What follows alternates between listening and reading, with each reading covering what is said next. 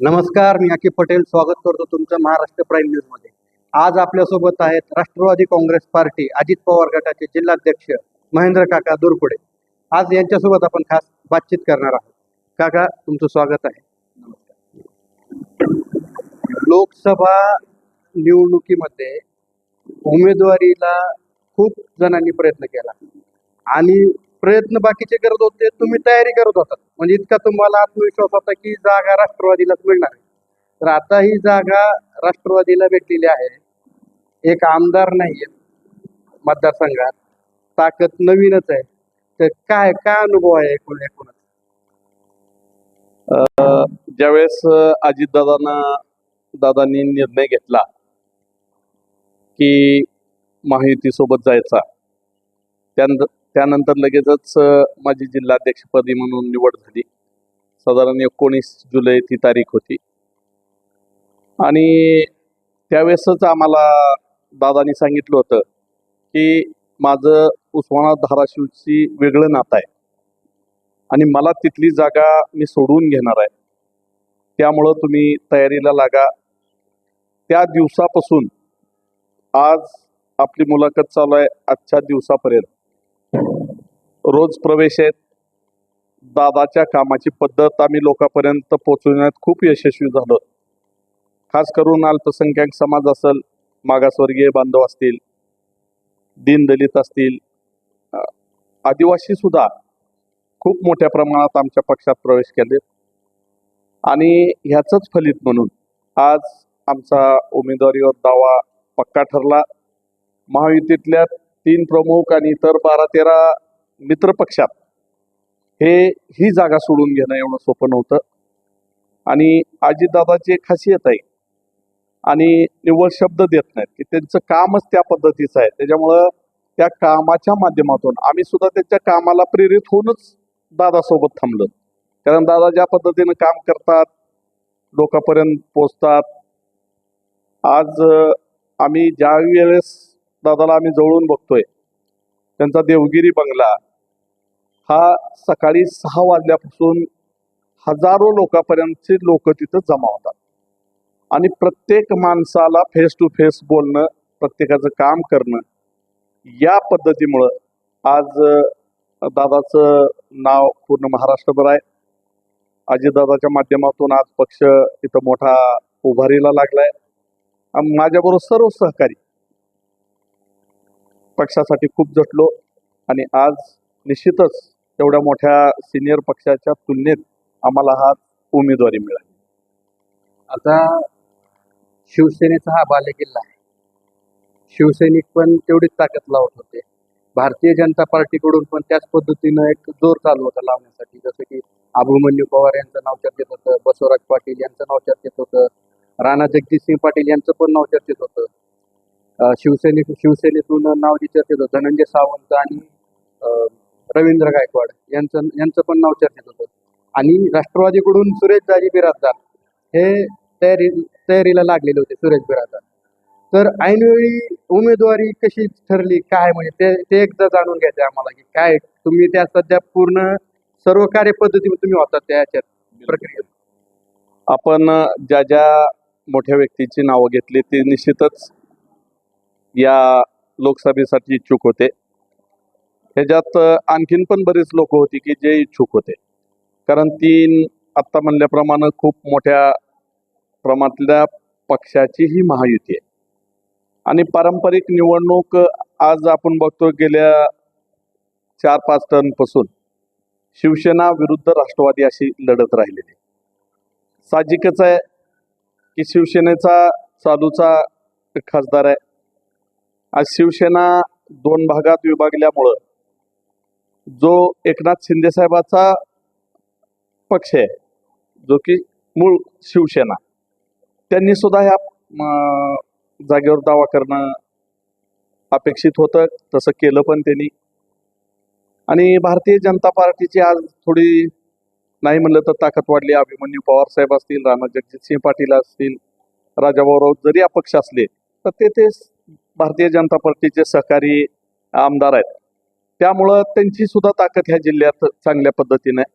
राष्ट्रवादीचा तसा आमदार खासदार नसला तरी यापूर्वी डॉक्टर पद्मसिंह पाटील हे खासदार म्हणून इथून निवडून गेलेले आहेत. आणि निश्चितच राष्ट्रवादीचा सुद्धा दावा, आणि गेल्या वेळेस 2 नंबरला राणादादा राष्ट्रवादी काँग्रेस पार्टीतर्फे त्यांना मतं मिळाली होती. काम चांगलं होतं, पण गेल्या वेळेची परिस्थिती, मोदी साहेबांचा झंझावत, मोदी साहेबांची लाट, त्या लाटेत समोरचे खासदार सहजच निवडून आलेत. आणि आज निवडणूक लागल्यानंतर प्रत्येकाला अपेक्षा होती की बाबा आज आपली महायुती एवढी मोठी आहे, मोदी साहेबांचं काम एवढं झालेलं आहे. मग प्रत्येक पक्षाचा नेता आज राज्य पातळीवर विचार केला तर भारतीय जनता पार्टीचे देवेंद्र फडणवीस साहेब आहेत, त्यांचं काम चांगलं आहे. शिवसेनेचे एकनाथराव शिंदे साहेब आहेत, त्यांचं काम चांगलं आहे. आणि निश्चितच अजितदादाचं तर काम लोकप्रिय आहे. त्या माध्यमातून सर्वच पक्षाला एक अपेक्षा होती की आम्हाला निवडणूक म्हणजे उमेदवारी मिळावी. आणि मी या प्रोसेसमध्ये होतो, कारण जिल्हा अध्यक्ष म्हणल्यावर माझ्या ज्या ज्या काय महत्त्वाच्या मीटिंग होत्या, बैठका होत्या, त्यावेळेस मला आदरणीय अजितदादांनी बोलावलं होतं. मी त्या बैठकीला उपस्थित होतो.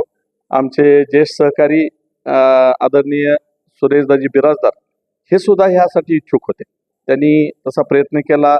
त्यांनी प्रत्येक तालुक्यात काय कार्यक्रम आयोजित केले, मी त्यांच्यासोबत होतो पक्ष म्हणून. आणि अशा पद्धतीनं हे चालत असताना ज्यावेळेस शेवटी तिकीट द्यायची वेळ येते, उमेदवारी द्यायची वेळ येते, त्यावेळेस सगळ्या गोष्टी बघितल्या जातात. मग त्याच्यात तुमचे आमदार किती, खासदार किती, त्या प्राप्त परिस्थितीमध्ये आज 5 आमदार महायुतीचे आहेत. त्या 5 आमदाराची शिफारस म्हणजे त्यांनी एखाद्या माणसाची शिफारस करणं किंवा हा व्यक्ती ह्यासाठी योग्य आहे आणि आम्ही सर्वजण मिळून यांना निवडून आणू, अशा पद्धतीचं मला थोडं प्रोसेस लक्षात आलं. खूप सर्वे झाले, भारतीय जनता पार्टीचे असतील, शिवसेनेचे असतील, राष्ट्रवादी काँग्रेस पार्टीचे असतील, त्रयस्थ सुद्धा यंत्रणा, IB, CBI अशा पद्धतीच्या यंत्रणेच्या माध्यमातून हा उमेदवार ठरवण्याचं काम केलं जातं.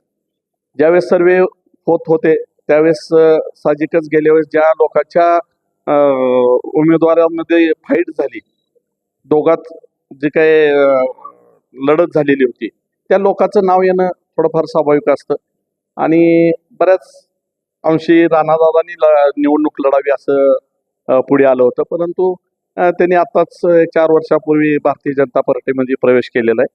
आणि राष्ट्रवादीला जागा मिळाली हे उमेदवार नंतर ठरला. राष्ट्रवादी काँग्रेस पार्टीलाच ही जागा आहे हे अजितदादांनी आम्हाला सांगितलं की जागा मी सोडून घेतलेली आहे.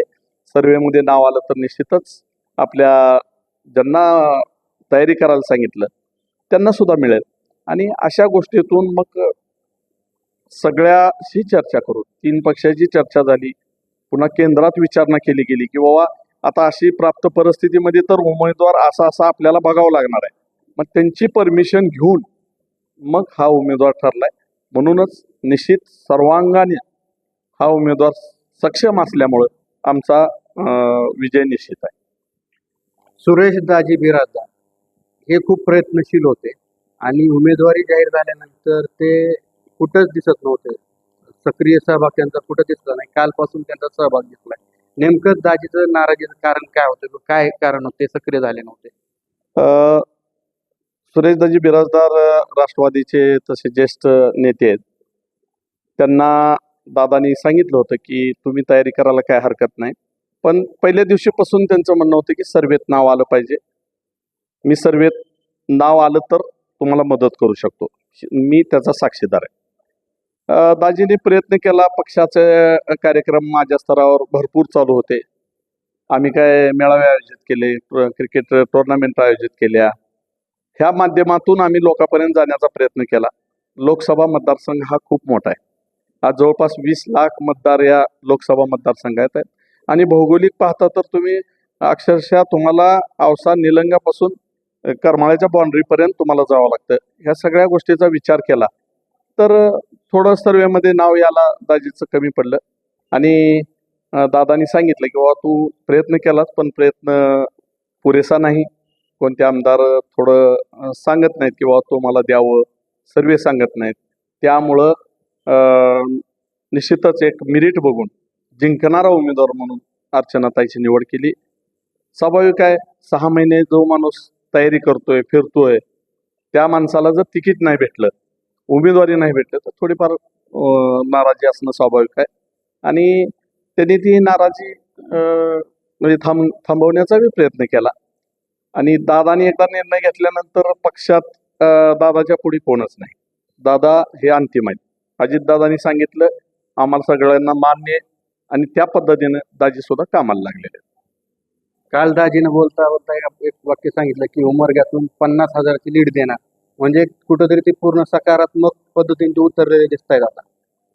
निश्चित उमरग्याचा सध्याचा विचार केला तर आज सर्व नेते मंडळी ज्यांचं जनतेत खूप काम आहे, आज ज्ञानराज चौगुलेंचं खूप मोठं काम आहे. त्यांनी खूप मोठा निधी मतदारसंघासाठी आणला.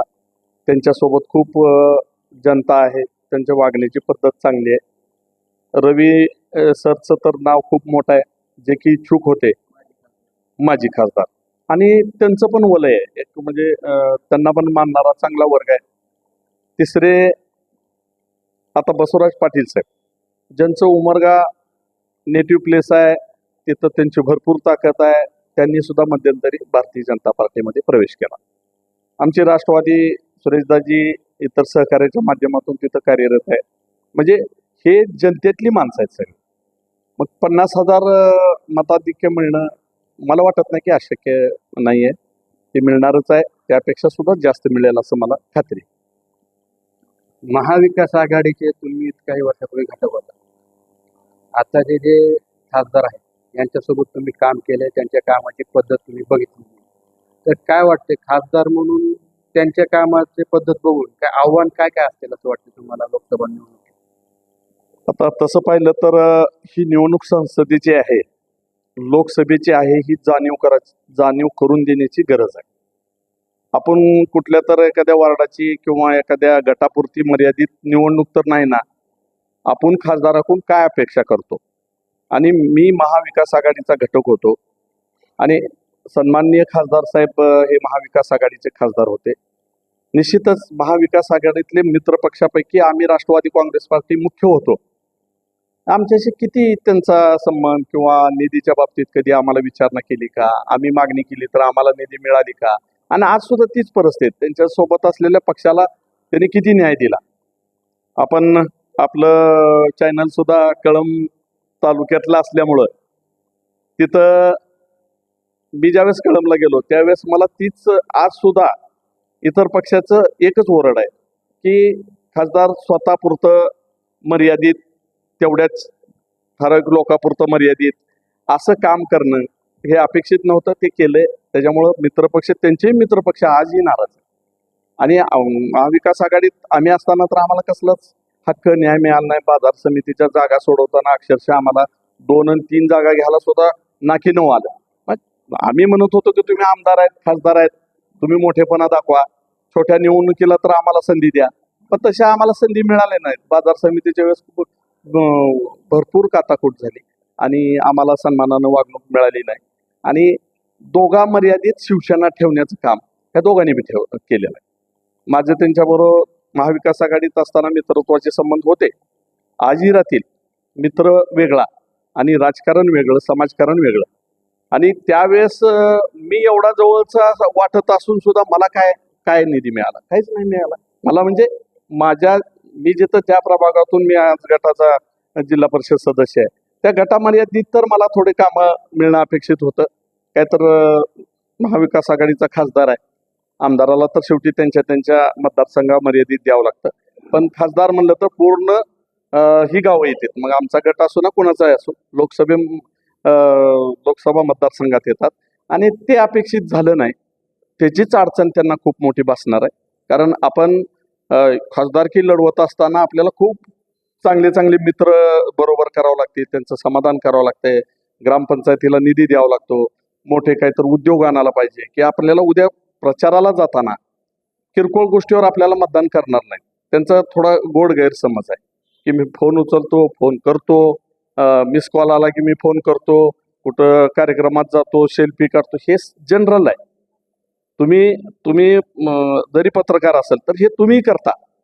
जनरली कोणाचा फोन आला तर तुम्हाला वाटते किंवा MECB ला फोन करावं, दवाखान्यात फोन करावं. ही जनरल सगळ्याला झालेला, निवडून आल्याला करील, निवडणुकीत पडल्याला करील, सदस्य नसल्याला करील, आणि आम्ही सुद्धा ते करत आलो. आणि आम्ही करतोय हे काही उपकार नाही, असं काहीतरी उद्योग केला पाहिजे. आता सांगायला हरकत नाही की मी जिल्हा परिषद सदस्य आहे, पण गेली 25 वर्षापासून आमच्या तालुक्यात आम्ही एक उद्योग चालवतो आणि त्या उद्योगाच्या माध्यमातून शेकडो लोकांना काम आहे. मग आज मी स्वतःच सांगणार नाही, पण एक स्पर्धा झाली पाहिजे. माझं ऐकून किंवा इतराचं ऐकून मी केलं पाहिजे म्हणून ही सांगतोय. आज 15 वर्ष झालं आम्ही पुण्यासारख्या ठिकाणी मोफत हॉस्टेल चालवतो मराठवाड्यातल्या विद्यार्थी आणि विद्यार्थिनीला. मग असं मोठमोठे राजकारणी आहेत. राणादादांनी तेरणा हॉस्पिटलच्या माध्यमातून खूप लोक इथून पेशंट म्हणून नेलीत. न्यायची सोय आहे, आणायची सोय आहे, तिथं जेवणा खाण्याची सोय आहे, आणि ते काय एवढा डिंगोरा पेटवत नाहीत. मग तुम्ही मोठं काम केलं पाहिजे जेणेकरून तुम्हाला लोक आज मतदान करतील. गावठी बोलायचं, गावंडाळ बोलायचं, पुण्यात तर अधिकाऱ्याला काय तर वाकडं तिकडं बोललेलं मग क्लिप व्हायरल करायच्या. अधिकाऱ्याला वाकडंच बोलावं लागतं असं कोण म्हणलं? चांगलं बोलून सुद्धा अधिकारी काम करतात. अधिकाऱ्याचं कामच आहे की काम करणं. त्याच्यामुळं ह्या गोष्टीला मला वाटत नाही जनता थारा देईल, कारण 5 वर्षात त्यांच्याकडे खूप काय करण्यासारखं होतं, त्यांनी काही सुद्धा केलं नाही. त्यामुळं अर्चनाताई पाटील ह्या सुशिक्षित महिला आहेत आणि त्यांच्याकडं विजन आहे. त्यांचं कुटुंब ह्या पूर्ण जिल्ह्यासाठी वाहून घेतलेलं आहे. मराठवाडा सांभाळलेला माणूस म्हणून डॉक्टर पद्मश्री पाटील साहेब म्हणून त्यांच्याकडे लोक बघतात. आणि तिथून त्यांना परंपरा लाभलेली आहे. गरिबाला जाणणारी माणसं आहेत, वैयक्तिक मदती, आणि त्यांचंच बघून आम्ही पण करतोय. जे काय एखाद्याला 10-20 हजार रुपये पाहिजे असतील दवाखान्यात, आज सुद्धा मी आता दवाखान्यातून आलोय. एका मातामाऊलीचं इथं कमरेच्या खालचं हाड मोडलेलं आहे. मग ते योजनेत करायचं आहे. ते योजनेत करायसाठी मग आपण गाडीत व्यवस्था करून आणू, तिला नीट करू. अशा पद्धतीनं काम सगळ्यांनीच केलं पाहिजे.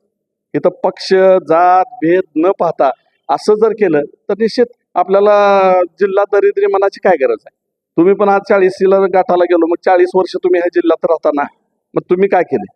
तुम्हाला 2-2दा संधी दिलेली आहे, तुम्हाला कारखाना चालवायला दिलेला आहे, तुमच्याकडे तुमच्या वडिलांनी मोठा उद्योग देऊन गेलेले होते. स्वराज ट्रॅक्टरचा मोठा उद्योग आहे त्यांच्याकडे. मग त्या माध्यमातून तुम्ही काय करू शकलो? त्याच्यामुळं दुसऱ्यावर टीका करण्यापेक्षा कधी दुसऱ्याची रेख पुसून आपण मोठं होणं बरोबर नाही.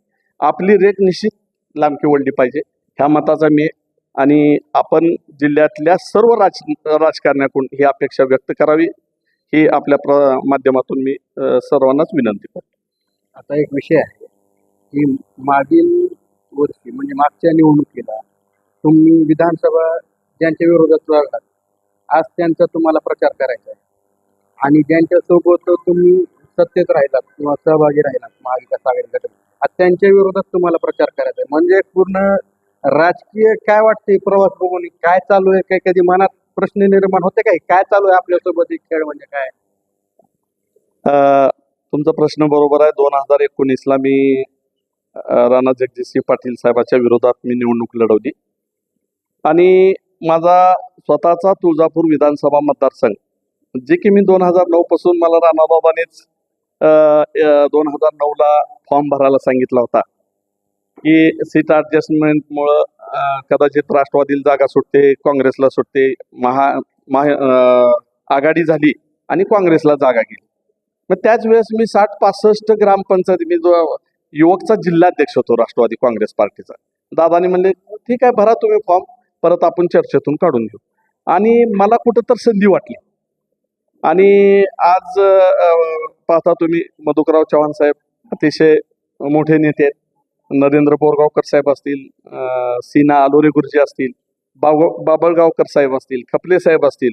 आमच्या विधानसभा मतदारसंघाला खूप मोठी ह्या लोकांची परंपरा चालत आलेली आहे. मैतीला जाणं असेल, हा दवाखान्यातून माणूस आला तर घरी जाणं असेल, दवाखान्यात भेटायला जाणं असेल, लग्नात भेटी देणं असेल, सुखदुःखात सामील होणं असेल, ह्या सगळ्या गोष्टी मला माहिती असल्यामुळे मी जवळून बघितल्या होत्या आणि मी त्याच पावलावर पाऊल टाकून त्याच्या पुढे थोडं जाण्याचा प्रयत्न मी केला होता.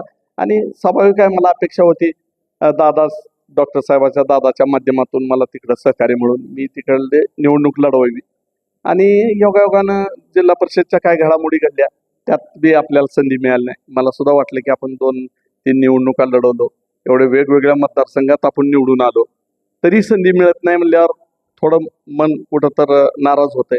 आणि त्या माध्यमातून प्रत्येक वेळेस मला 2019ला मी फॉर्म भरला, काढून घ्यावा लागला. 2014ला मला फॉर्म भरायला सांगितलं होता, मी भरला. रीतसर पक्षाकडे मागणी होती, पण ऐन वेळेस गोरे साहेबांना तिकीट देण्यात आलं. अजितदादांनीच मला सांगितलं होतं की तुला परत कुठं तर संधी देऊ. त्यावेळेस मी माघार घेतली. मग भरायचं आणि काढायचं ही एक परंपरा व्हायला लागली आणि लोक म्हणायचे हे किती पळतंय, हे किती फिरतंय, सगळ्याचे कुणाचं बी.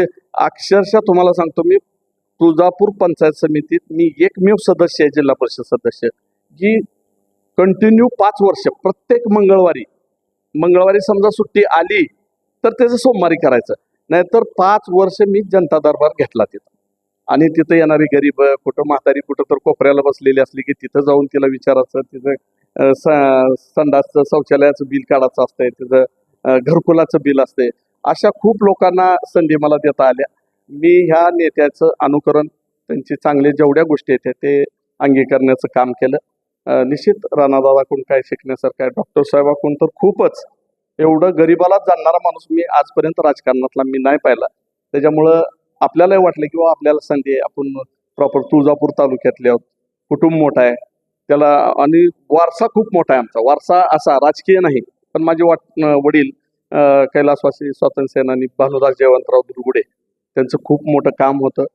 आणि अशा कुटुंबातून आलेला मी व्यक्ती असल्यामुळं आणि मला वाटलं होतं की संधी घ्यावी, पण पक्षाचं तिकीट मिळालं नाही. 2014ला मिळालं नाही. आणि 2019ला परत जर राणादादा जर पक्षातच असते तर मला तिथं अपक्ष लढायला संधी मिळाली नसते. त्यांनी पक्षांतर केल्यानंतर तिथं काँग्रेसला जागा मिळाली आणि काँग्रेस सुद्धा असं तर थोडं दुजाभावाची वागणूक देत असल्यामुळं कायम तिथं 2च पक्ष, काँग्रेस आणि राष्ट्रवादी. शिवसेना BJP ही तुळजापूर तालुक्यात नव्हती विधानसभा मतदारसंघात. त्यामुळं मग राणादादा भारतीय जनता पार्टीमध्ये गेले आणि मग निश्चित मी ठरवलं. आणि दादाचा फोन आला तर मी फॉर्म काढणार होतो. मग दादाला थोडी कल्पना होती व महेंद्र उभारलाय, त्यांनी पण कदाचित दुर्लक्ष केलं असेल. पण पक्ष नसताना मी निवडणूक लढवली, मला खूप मोठा अनुभव आला. मी 400 बूथपर्यंत पोचू शकलो. 400 बूथवर 2-4 तर कार्यकर्ते माझे तयार झाले. आज सुद्धा मला जिल्ह्याच्या बाहेरून सुद्धा फोन येतात. ज्यावेळेस व्हॉट्सअप, फेसबुकवर हे मेसेज जाते की बाबा काकांनी जिल्हा परिषदच्या माध्यमातून असं केलं, तर तुम्हाला आज मुलाखत घ्यायला दिवस पुरणार नाही, एवढ्या मी योजना राबवल्या. हे पानबुडी. काका, तुम्ही जिल्हा परिषदचा विषय घेतला. जिल्हा परिषद मध्ये काम करत असताना तुम्हाला आता ज्या उमेदवार आहेत तुमच्या महायुतीच्या किंवा राष्ट्रवादी काँग्रेस पार्टीच्या उमेदवार अर्चना पाटील यांच्यासोबतचा अनुभव तुम्हाला आलेला आहे. यांचा कारभार तुम्ही जवळून बघितलेला, यांचे काम करण्याची पद्धती. तर काय वाटते, हा उमेदवार तुम्हाला वैयक्तिक काय वाटतं की योग्य उमेदवार आहे की या उमेदवारीवर, म्हणजे जे उमेदवार भेटला ते खूप चांगला उमेदवार भेटला? आज तुलना केली तर निश्चित अर्चनाताई पाटील खूप पुढे आहेत. मी 2012 पासून ताईबरोबर काम केलंय आणि 2012 ते 17 राष्ट्रवादीची सत्ता नव्हती. आणि योगायोग असं झालं की अर्चनाताईचा जी कमिटी मिळाली होती, शिक्षण कमिटी, मला सुद्धा तीच कमिटी मिळाली होती. मग कसं आहे, आता डॉक्टर साहेबांचे सून, दादांचे मंडळी, राणादादांची, मग सगळ्याला आम्हाला बी असंच वाटत होतं की हे मिटिंगला येणार नाहीत, ह्यांना कशाला येतील, मोठ्या मोठ्या घरातून आलेले आहेत. पण प्रत्येक मिटिंगला येणं असं, चर्चेत सहभागी होणं असं मी खूप जवळून बघितले. तळमळ आहे, काहीतरी करायची इच्छा आहे. आणि डॉक्टर साहेबासारख्या घरातून ते आलेले आहेत. डॉक्टर पद्मश्री पाटील साहेबाच्या सुनबाई आहेत, त्या राणादादाच्या मंडळी आहेत. खूप मोठं त्यांच्या घराला वलय आहे आणि सदन कुटुंब आहे. बरेच लोक म्हणतात त्यांनी असं केलं तसं केलं, पण मला तर मी 15 वर्ष कंटिन्यू त्यांच्यासोबत होतो. त्यांनी राजकारणातून किंवा असं कुठं तर कमिशन घेतलंय, ह्याला टक्केवारी मागितली आहे, हे मला कधीच निदर्शनास आलं नाही. मी तर खूप क्लोज होतो, इतकं क्लोज की राणादादा उशीर झाला तर डॉक्टर साहेब फोन करायचे, नाही म्हणजे मी महेंद्र आहे आणि येतो, म्हणजे एवढ्यापर्यंत मी जवळ गेलेलो आहे. आणि निश्चित की ताईच्या कामाची पद्धत आपल्या जिल्ह्याच्या साठी फायद्याची राहणार आहे. त्यांनी त्यांच्याकडं जिल्हा परिषदच्या मर्यादित पद असून, आता ते सुद्धा मोठं पद होतं, उपाध्यक्ष असताना खूप चांगल्या योजना त्यांनी राबवल्या. सगळ्या मुलांना ड्रेस घेऊन देण्याचं काम केलं. ठराविक मुलांनाच शासन ड्रेस देत होतं. तर मग काय व्हायचं की नवीन ड्रेस काय घालायचे आणि काय मुलं समजा इतर ओपनच्या जातीची सुद्धा मुलं गरीबच होती, शेतकरी मजूर कुटुंबातली, मग त्यांना नवीन ड्रेस ह्यांना मिळणार नाही. मग ती संकल्पना ही ताईचीच आहे की सेस मधल्या पैशातून सगळ्या मुलांना ड्रेस घेण्याचं काम केलं. अशा अंगणवाडी कार्यकर्त्या त्यांना खूप जवळून ताईने मदत केलेली आहे. आणि आज आपण बघतोय लेडीज क्लबच्या माध्यमातून खूप कार्यक्रम घेतले जातात. आज दांडिया घेतला जातो, गरबा दांडिया घेतला जातो, हिरकणी महोत्सव घेतला जातो, सांस्कृतिक कार्यक्रम घेतले जातात. उगाच साधी गोष्ट बघा की मध्यंतरी एक महिलाचा सिनेमा आला आणि सिनेमा खूप गाजला. सगळ्या बायकांना ते टीव्हीवर थोडं ॲडव्हर्टाईज यायची, ही सिनेमा लय गाजालाय. ते बघण्याचं साधन किंवा योग हे ताईनं घडवून आणला. मग ते काय म्हणणार, काय थोडं 2-4 लाख खर्चलं आणि ते त्याच्यात कसं आवड महत्वाची, पैसा नंतर. आणि ती कल्पनाही सुचली पाहिजे की माझ्या गोरगरीब महिलेला ती संधी दिली पाहिजे. तिथं तुळजापूरला आणायचं, धाराशिव उस्मानाबादला आणायचं, ती सिनेमा दाखवायचा. म्हणजे त्यांच्याकडे काहीतरी व्हिजन आहे. बायकांना स्वतःच्या पायावर उभा करायचं त्यांच्याकडं एक व्हिजन आहे आणि त्यांनी निश्चित ह्यात सफल होतील. लोक सुद्धा त्यांच्या सोबत राहतील. 50% महिला आहेत. पुरुषासाठी सुद्धा त्या कुटुंबानं खूप काम केलेलं आहे. निकम महिला मर्यादित काम नाहीये. आणि एक महिला एका महिलेचं सबलीकरण झालं, एका महिलेला जर चांगली मदत मिळाली तर निश्चित पूर्ण कुटुंब, त्याचे नातेगोती सुद्धा चांगल्या पद्धतीनं जीवन व्यतीत करतील. ह्या माध्यमातून समोरच्या उमेदवारापेक्षा चॅलेंजवर मी सांगतो की अर्चनाताई पाटील सुशिक्षित आहेत, सौजन्यानं बोलतात, दुसऱ्याचा आदर करतात, दुसऱ्याला मानपान देतात आणि त्यांना ह्यात पैसे कमवायचे असं मला तर वाटत नाही. हे राजकारणात यायचं आणि खासदारकीत काय तर कमवायचं आहे असं मला वाटत नाही. आपण जिल्ह्यानं सर्वांनी मिळून माझी विनंती राहणार आहे की अजितदादांनी जो उमेदवार दिलाय, महायुतीचा उमेदवार, जे की मोदी साहेबांनाही मत जाणार आहे, ज्यांची फॉरेन पॉलिसी तर एवढी आज फेमस झाली आहे की आज अर्थव्यवस्था बघा जगातली, त्या तुलनेत भारत खूप पुढे आहे, हिंदुस्थान खूप पुढे आहे. त्याच्यामुळं हे मत मोदी साहेबाचं आहे, विकासाचं मत आहे.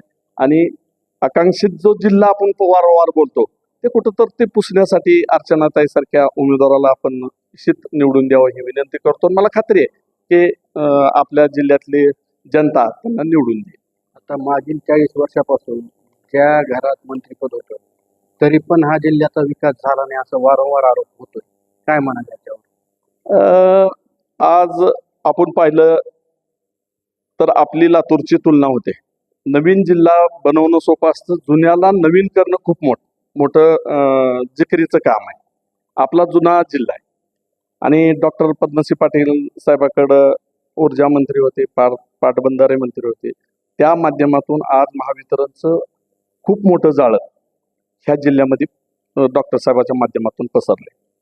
मग असताना त्यांनी कोल्हापुरी टाईपचे बंधारे आपल्या जिल्ह्यात बांधले. त्यांचं रेकॉर्ड आहे. एवढे बंधारे आपल्या पूर्ण भारत देशात एकाच जिल्ह्यात दिसून येत नाहीत.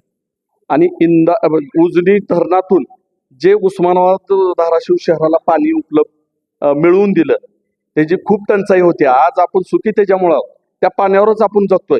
आणि ती योजना राबवत असताना डॉक्टर पद्मसिंह पाटील साहेब, अक्षरशः मी त्याला साक्षीदार आहे, 200 लोक त्यांच्यासोबत होती. आपल्या हातलाईच्या तिथं खूप मोठा बिघाड झाला होता आणि सगळ्याला उत्सुकता होती, पाणी आज येते रोज. मग डॉक्टर साहेबांनी सगळे म्हणाले, साहेब आम्हाला भूका लागले, आम्ही घराकडे जातो. साहेब म्हणले, आपण इथं पाणी आल्याशिवाय जायचंच नाही. आणि असा धाडसी माणूस तिथंच जेवणाची सगळ्याची व्यवस्था करून रात्र तिथं काढली. अशा पद्धतीने त्यांना, ठीक आहे तुम्ही राजकारणासाठी नावं ठेवता, मी तुळजापूरमध्ये साक्षीदार आहे. अक्षरशः पिठलं भाकर खाऊन 2-2 दिवस मुक्काम करून हे निराधार महिलाच्या, म्हाताऱ्या माणसाच्या पगारी डॉक्टर साहेब तिथं बसून सह्या करायचे. 500-500 हजार लोकांचे तिथं प्रकरण मंजूर करायचे.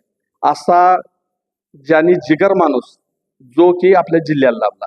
तुम्ही थोडं पुढे जाऊन बघा, असं उगं लांबूनच त्यांना असं म्हणू नका.